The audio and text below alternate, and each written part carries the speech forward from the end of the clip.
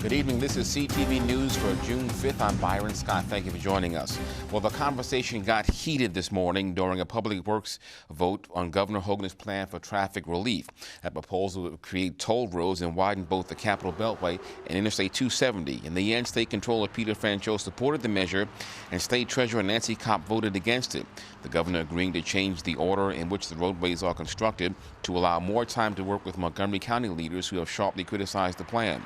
Phase 1 of the three-part plan will now focus on widening I-270, the governor discussing why his plan will be beneficial to residents. All of the numerous studies to date and all of the data have clearly shown that all three of these phases are critically needed. And our intention is to eventually complete all three of these phases.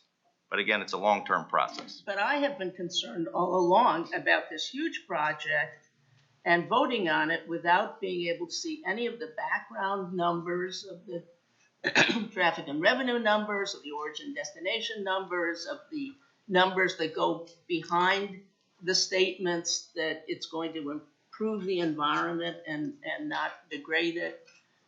I just think there's a lot of discussion and transparency that would benefit us all in the long run. Each phase of the governor's plan must be approved by the Board of Public Works. Well, the funeral for an off-duty Prince George's police officer held this morning, Devon McKenzie, riding his motorcycle southbound on lanes of 495 last week when he was struck and killed by a car. Keisha Butts has our story. It's an emotional day for countless cops, community, and family members as they are saying goodbye to one of Prince George's finest, Officer Devon McKenzie. McKenzie tragically died in a motorcycle crash while he was off duty last week. Many who knew him say he loved protecting his community. Prior to joining the police department, he volunteered for the fire department. He was always out helping the youth. He worked as a resource officer at William Wirt Middle School. McKenzie joined the police force just 2 years ago. Now, hundreds are paying tribute to him as they lay him to rest at the Spirit of Faith Christian Center. The officers that we have on the Prince George's Police Department are here to serve us, and they do it both in their professional life, and those who live in the county also do it in their personal life. And so in that way it's a double loss for the residents and for the Prince George's County community as a whole. While some are remembering his service, his father is recalling his adoring spirit. Devon was the best son in the world, man. Couldn't ask for nothing better. Loved people, loved family, loved adventure, loved helping people. Always had a smile on his face. I'm gonna miss him.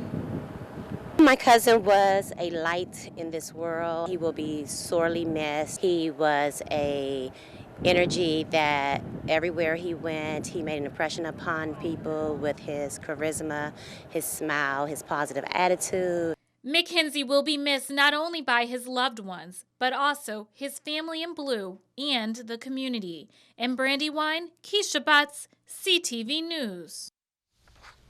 McKenzie was 24 years old. Well, the volunteer firefighter who was shot by police after allegedly threatening first responders has died.